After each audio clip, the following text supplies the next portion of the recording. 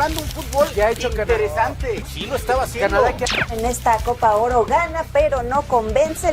No es normal que de pronto un futbolista mexicano debute tan joven. ¿Cuándo va a suceder eso? Estamos a No lo sé. un año del Mundial. Pero como liga ha dejado mucho que desear. El nivel es muy... ¡No tú! ¿Entiendes tú? ¡Qué cosa! No.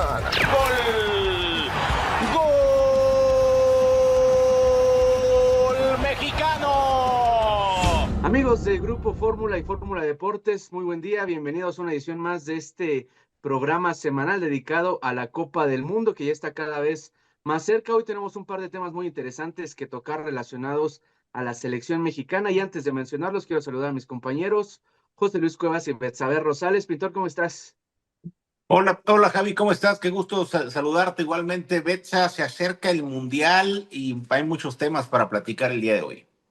Sí, Betsa, saludos buen día, Javi. ¿cómo estás? Saludos Javi, saludos José Luis. Pues ya está a la vuelta de la esquina, por lo menos el Mundial Sub-20, y recordar que de aquí podría haber algunos jugadores que podría echar ojo Javier Aguirre de cara a la convocatoria final. Por supuesto, todos con la mira en Gilberto Mora, de qué va a pasar con él, si se queda en México, si por ahí se abre alguna posibilidad de irse a Europa, y por supuesto la cara pues más fuerte, ¿no?, de esta selección Sub-20.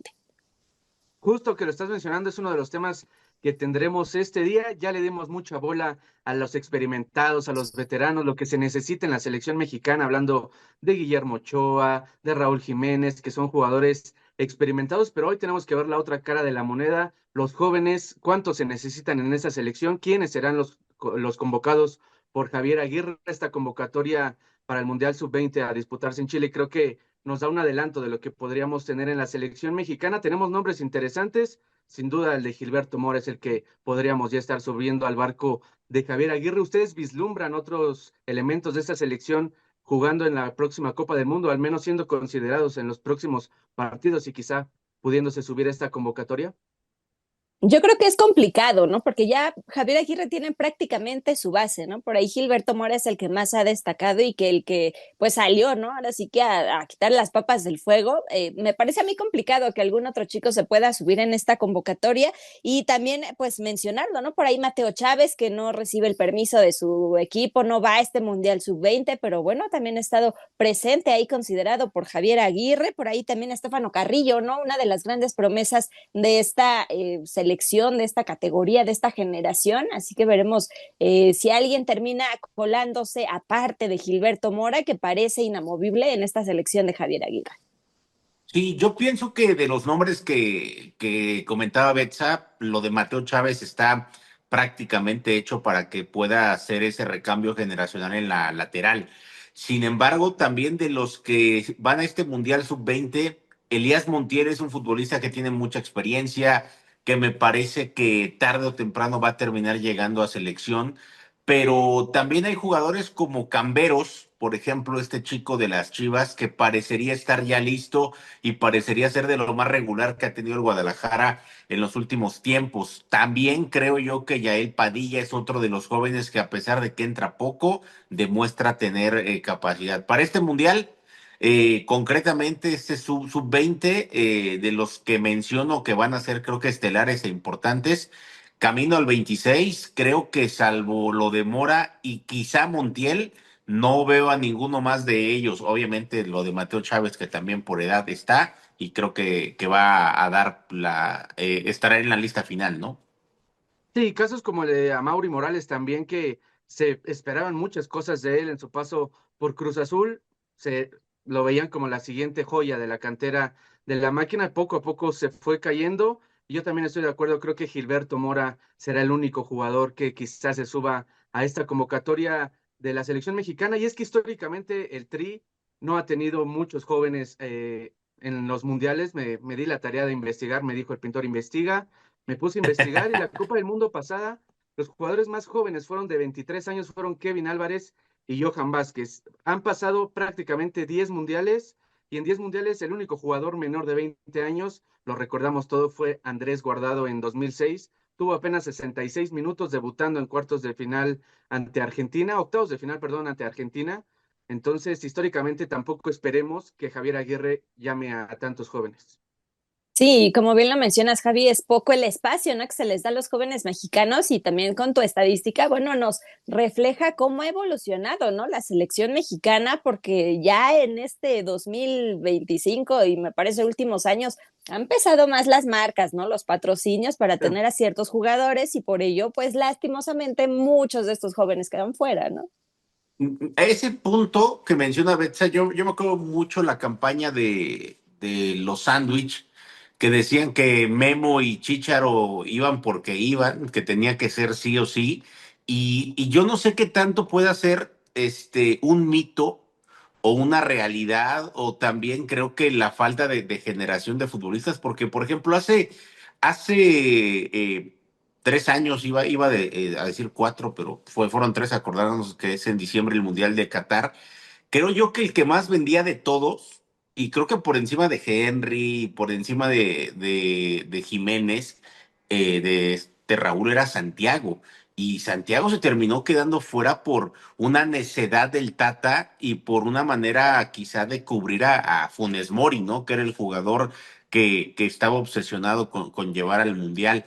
Yo, de los jóvenes que decían ustedes y que pudiera sorprender, yo no descartaría, por ejemplo, que pase algo similar como con Guardado, con Camberos, ¿no? Por ejemplo, de las Chivas. Creo que es un jugador que pudiera estar, en este caso, en esa lista, que no sea relevante en primera fase y que lo termine metiendo como un jugador desequilibrante, ¿no?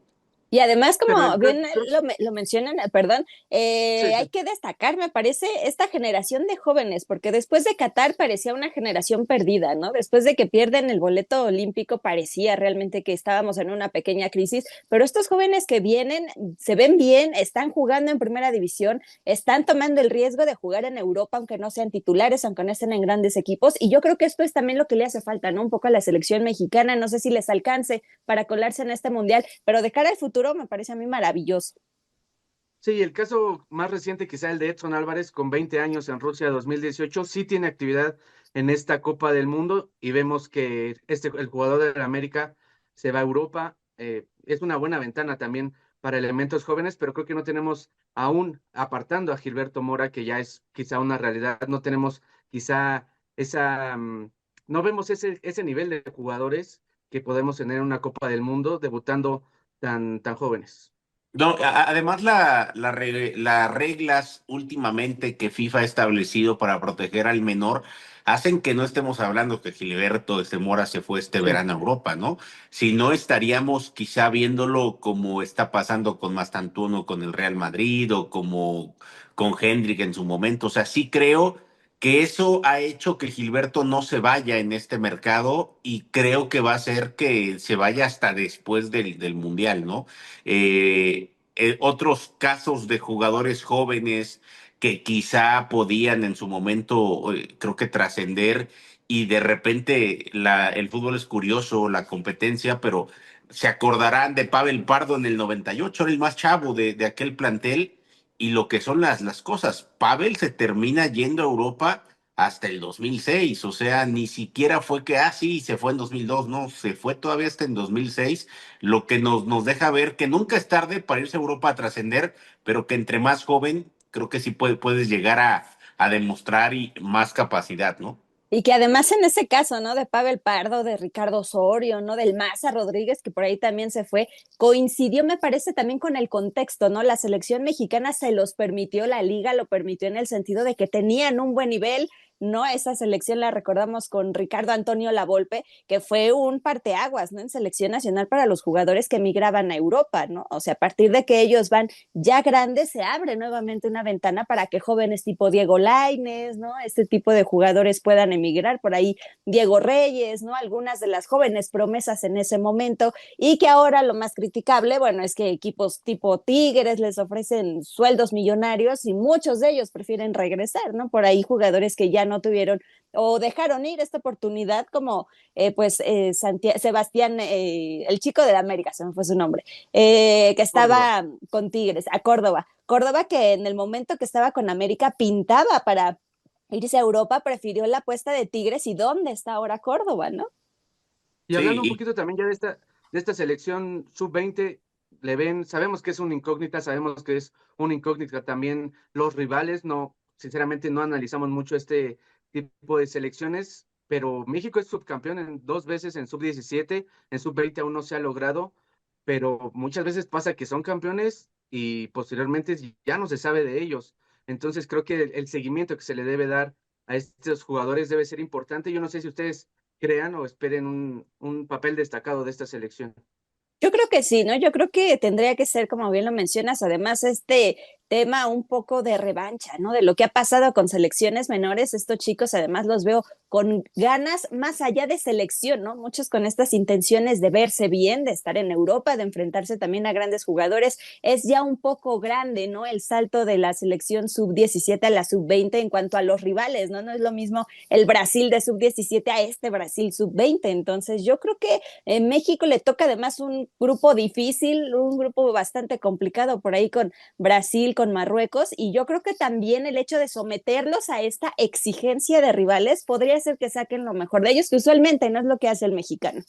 Sí, el equipo, por cierto, dirigido por Eduardo Arce, tiene a chavos con capacidad y con mucha experiencia en primera división. La experiencia, creo yo, que en gran medida por esta regla, no por realmente en todos los casos por capacidad para ganarle un lugar pues a su rival en la posición, ¿no?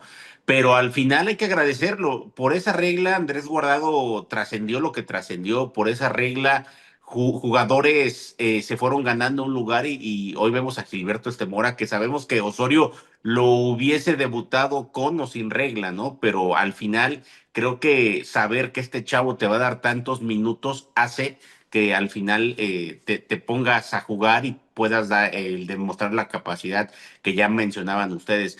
Creo yo que si analizamos quizá en los mundiales sub-17, sí todavía el jugador no está tan hecho y México tiene un amplio margen de poder ganar los torneos, lo ha demostrado. El 20 nos ha costado, yo recuerdo por ahí uno en Sudamérica donde quedamos en tercer lugar, si no mal recuerdo, en semifinales, pero de ahí en fuera nos ha costado el sub-20, alguno más con Gudiño, si no mal recuerdo, como portero, que también llegamos a instancias importantes, nunca una final, o sí, creo que una final, fíjate que ahora ya me brincó contra Nigeria, si no mal recuerdo, pero no sé si es 17 o Creo que 20, dice habría que es que checarlo.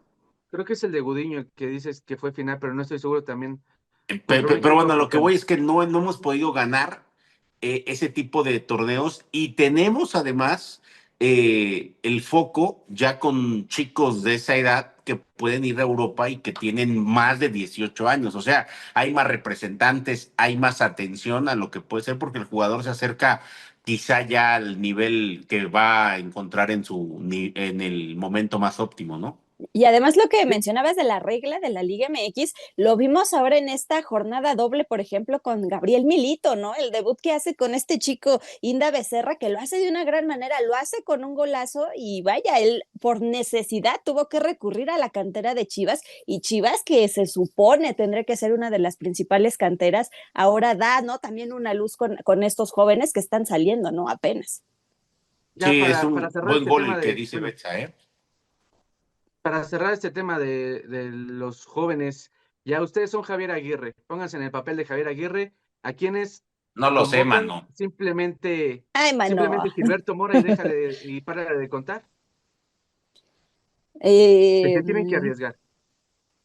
Yo creo que en estos momentos sí, por la cercanía del Mundial. Yo creo que ya a estas alturas no, siendo Javier Aguirre, no me atrevería a moverle ya tanto porque de por sí es un problema, ¿no? Tener a la selección mexicana completa y trabajando de forma continua, que estén haciendo el grupo y ya que medio lo está logrando, yo creo que sería muy difícil que cambiara algo porque pues ya te tendrías que ir un poco a la segura, ¿no?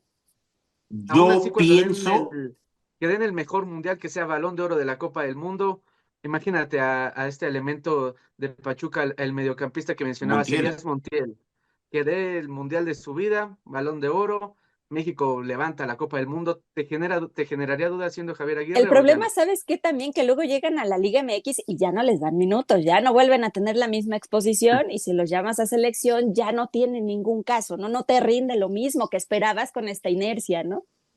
Yo la verdad es que creo que Sí, no veo tan seguro a Lainez, a Alvarado, a Charlie Rodríguez. Creo que ahí un Montiel, un Camberos pueden en algún momento ganarles la carrera, siempre y cuando tengan continuidad en sus equipos, como bien comentaba Betsa. Si no tienen ello, va a ser muy difícil, ¿no? Pues esperemos que sea un gran Mundial Sub-20 para la selección mexicana. Y compañeros, ya tocamos a dos de los anfitriones, México y Estados Unidos, en estas geniales cápsulas por parte de Jefe Luis Vázquez. Vamos con el tercer anfitrión, Canadá, para cerrar ya la tercia de anfitriones de esta Copa del Mundo. This is Canada. Canadá se prepara para vivir uno de los momentos más trascendentales de su historia futbolística, ser anfitrión del Mundial 2026. In your wildest dreams,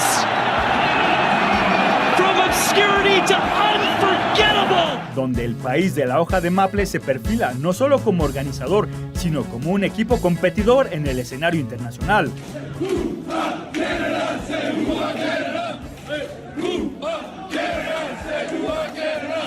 Luego de una sequía de 36 años en la sombra del fútbol internacional, los rojos tendrán en la próxima cita mundialista su tercera participación, siendo en México 86 su primera aparición y la más reciente en el pasado Mundial del 2022, donde no logró sumar puntos.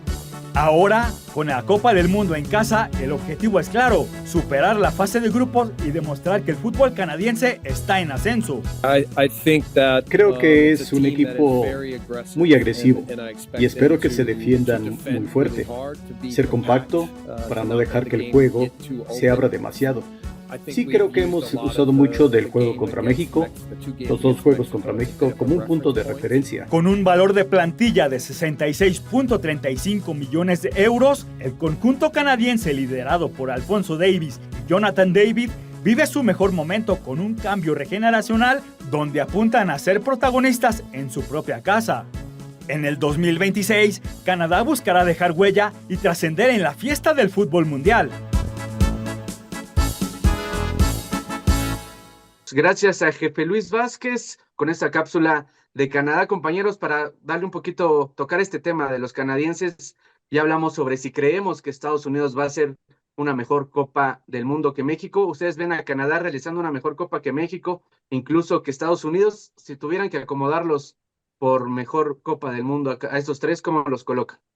Yo colocaría así primero a México, después a Estados Unidos y en tercero a Canadá. No creo que a Canadá le alcance del todo. Yo también creo que iría con el orden que dice Betsa, no por capacidad. Creo que Canadá tiene un equipo competitivo, pero siento que los mundiales son punto y aparte. El tema de la experiencia, creo que sí puede hacer desde el banquillo hasta los jugadores, que sí se lleguen a eclipsar los canadienses comparado con los estadounidenses, que creo que tienen un bagaje más importante en mundiales, ¿no?